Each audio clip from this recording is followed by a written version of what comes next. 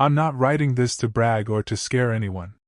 Honestly, I don't even know why I'm writing it at all. Maybe it's guilt. Maybe it's boredom. Maybe it's because I'm finally far enough away, geographically and emotionally, that I can admit what I did without feeling like someone's about to knock on my door. My name's William. For most of my adult life, I made my money in places you weren't supposed to know existed. The crime I'm confessing here didn't start with a gun, or a plan, or some big moral failure. It started with desperation and a basement door I should have never walked through. Back then, I was broke in a very specific way. Not, can't pay rent. Broke, more like. Everyone thinks I'm fine, but I'm drowning quietly. Broke. I had debts stacked in neat little lies. Credit cards, favors, one guy I really shouldn't have owed anything to. I was working nights, pretending I had options, pretending I wasn't running out of time. That's when I got introduced to the underground casino. If you've never seen one, don't romanticize it. It wasn't glamorous. No velvet ropes or tuxedos. It was tucked under an abandoned print shop, access through a stairwell that smelled like mold and cigarettes. But once you were inside, it was its own world, felt insulated, sealed off from consequences. That's the trick. That's how they get you. At first, I was just a player. Low stakes. Watching. Learning the rhythms. Who ran what table, who collected, who smiled too much. I told myself I was just passing through, just there to make quick money and disappear. That was my motive, if you can call it that. Survive now, worry about ethics later.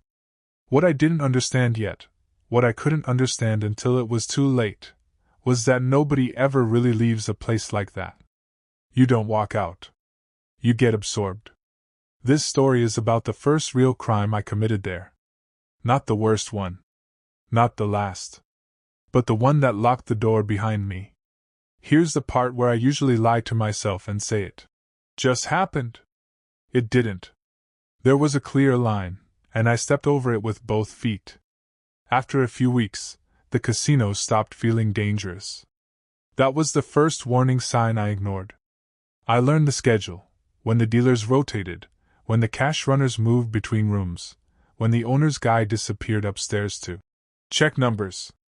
I noticed how sloppy things got around 3 a.m., when everyone was tired but greedy enough to keep going. One night, a dealer named Mark leaned in and joked about how the count was always off by a few grand and nobody ever noticed. He laughed. I didn't. I went home and couldn't sleep. I started running scenarios in my head. Small adjustments. Nothing dramatic. If money was already missing, what was a little more? I told myself it wasn't stealing, it was correcting a system that was already corrupt. That's when I began preparing. Watching closer.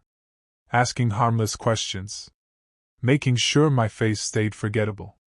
I never sat down and said, okay, tonight I commit a crime. That's how people get caught, by giving things names too early. Instead, I framed it as being ready. Preparation looked boring from the outside. I changed nothing about my routine. Same jacket. Same bus route. Same buy-in amounts. The goal was to be invisible, not clever. I started carrying a small notebook, pretending it was for work, but really I was logging patterns, times, faces, habits. Who skimmed? Who didn't count twice? Who looked away when cash moved hands? I made sure I never drank there. That mattered more than anything. Everyone else was numbing themselves. I needed to be sharp. I practiced casual conversations in the mirror, the kind that make people feel comfortable enough to stop watching you. The hardest part was convincing myself this wasn't dangerous. I told myself the casino was already bleeding money. I'd just be a drop no one noticed. That lie made everything else possible. There's a moment when preparation turns into action, and it's quieter than you'd expect.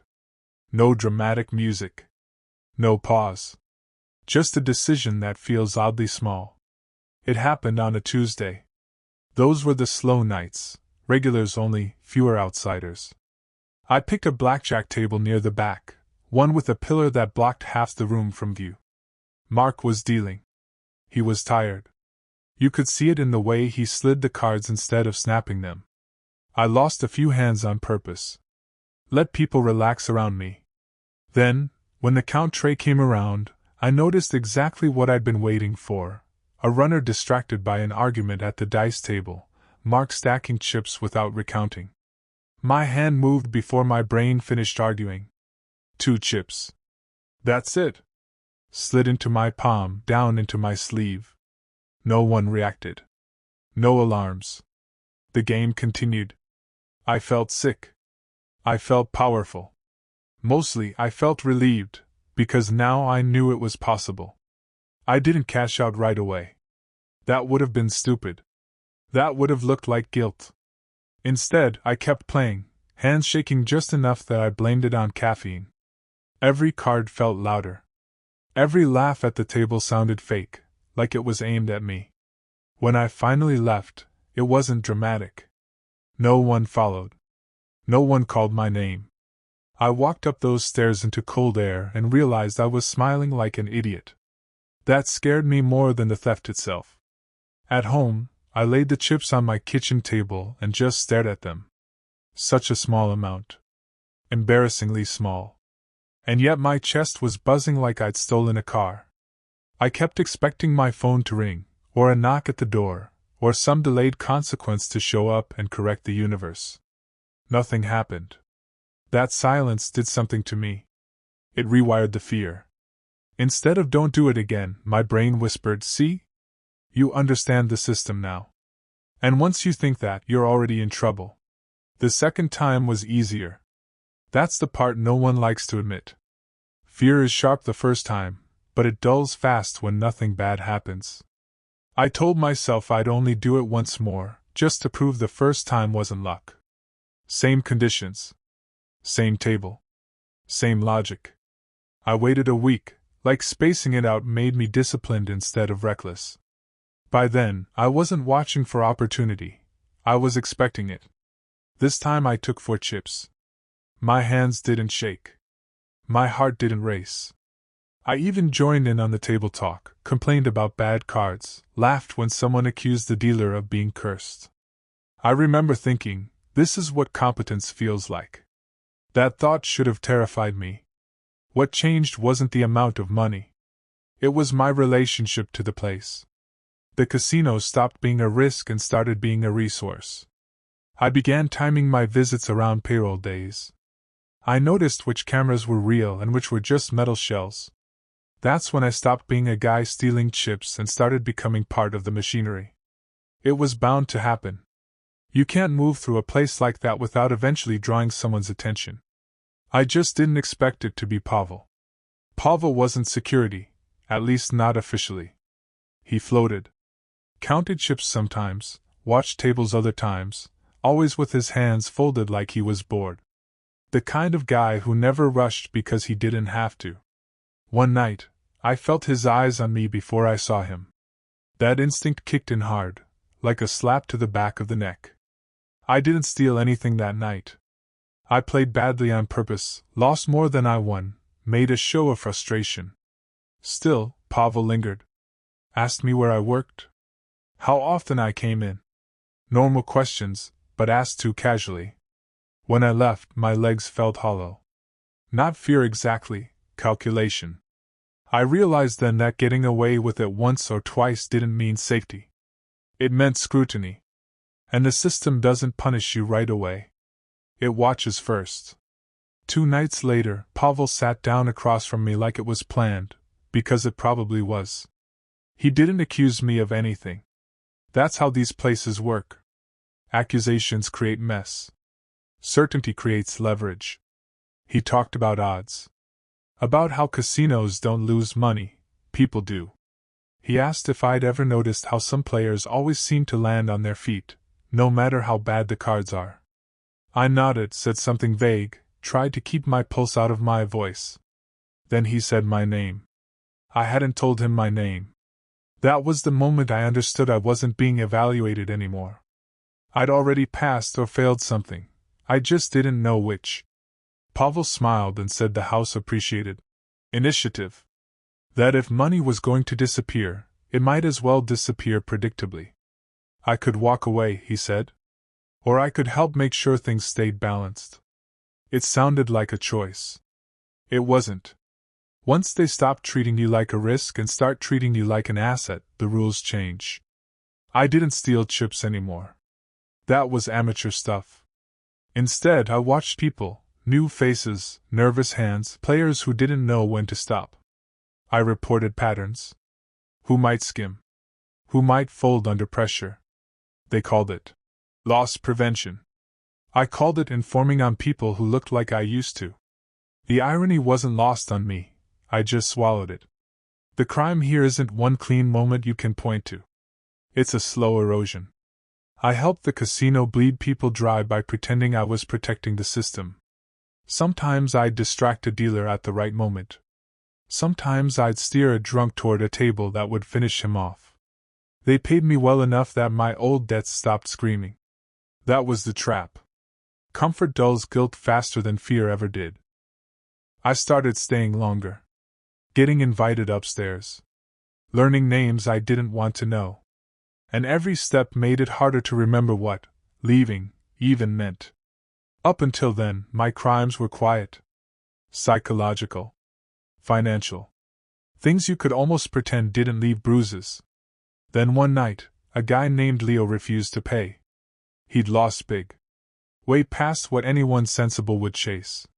When Pavel asked him to step aside, Leo laughed. Too loud, too desperate. Said the numbers were wrong. Said we'd cheated him. That word hung in the air like smoke. I was told to help talk to him. We ended up in a storage room behind the poker tables. No cameras. Concrete walls.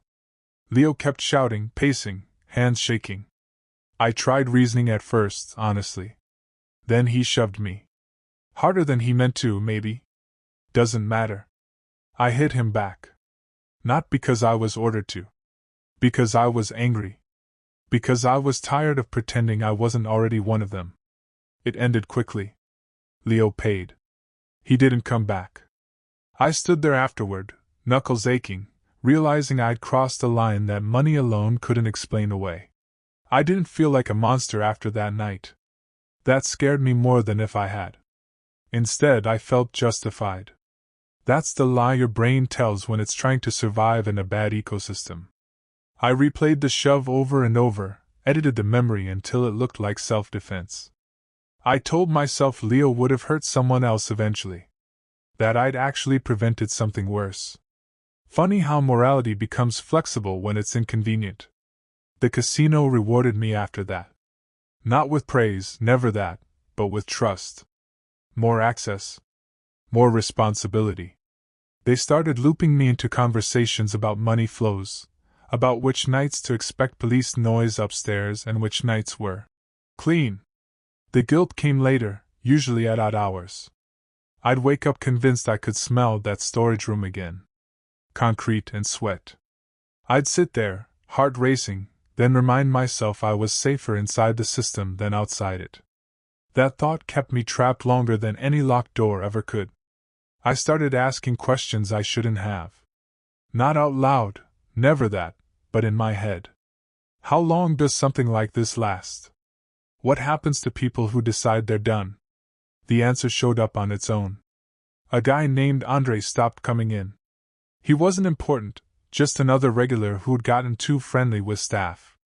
One week he was there every night, tipping dealers, laughing too loud. The next week gone. When I asked Pavel if he was okay, Pavel just shrugged and said, he moved on. But the way he said it mattered. Calm. Final. Like closing a ledger. That's when it clicked. Staying wasn't loyalty, it was insurance. As long as I was useful, I was protected. Walking away wouldn't make me neutral, it would make me unpredictable. And unpredictable people get managed. I stopped thinking about exit plans after that. Started thinking about how to stay necessary. That's the ugliest shift of all, when freedom starts to feel reckless and captivity feels practical. There was one night I came close to ruining everything. A woman sat at my table, quiet, observant, the opposite of most people down there. She wasn't drunk. She wasn't chasing losses. She was counting, carefully, and she was good at it. Old me would have admired that. New me flagged it. I was supposed to signal Pavel, let the system do what it does. Instead, I hesitated. I saw myself in her restraint, in the way she kept her emotions locked down. I leaned in and warned her softly that the odds weren't what she thought. Told her to cash out and leave. She looked at me like she already knew. Like she'd been waiting to see which side I'd choose. She left. Clean. No scene. Pavel noticed, of course. Later, he asked why the table cooled off so suddenly. I lied without blinking. Blamed variance. Blamed luck. That was the night I realized I still had a conscience. And that keeping it might cost me everything. If you're expecting a dramatic escape, this isn't that story. No chase. No bags packed at midnight. The system doesn't collapse when you leave, it sheds you. Pavel told me I'd done good work. Said things were changing, downsizing, tightening risk. He slid an envelope across the table. Cash. More than I'd ever held at once. Severance, basically. Along with it came instructions I didn't need explained. Don't talk, don't return, don't reminisce. I understood the real message. This wasn't forgiveness. It was containment. They weren't afraid of me, but they didn't need me anymore, and unused parts get removed. I walked out that night for the last time. Same stairs. Same cold air. This time, it felt heavier. Like I was carrying the place with me instead of leaving it behind. I changed cities within a month. New name at work. New routines. But some systems don't stay underground. They follow you quietly. I wasn't caught. I didn't pay legally. That's the ending people think they want. It's not clean. It doesn't fix anything. What I lost was simpler and worse, the ability to pretend I didn't know how these systems work. Once you see how easily people get absorbed, how fear and comfort cooperate, you can't unsee it. The casino was just a concentrated version of the world above it. If you're reading this and thinking you'd never fall into something like that, that's the first crack. I didn't think I would either. I thought crimes looked like choices. Most of the time, they look like adjustments. My advice? Don't confuse access with control. Don't trade short-term safety for long-term silence. And if you ever find yourself in a place where leaving feels dangerous, understand this: the danger started long before you noticed the door. I'm telling this now because confession is the only way I know to stay human.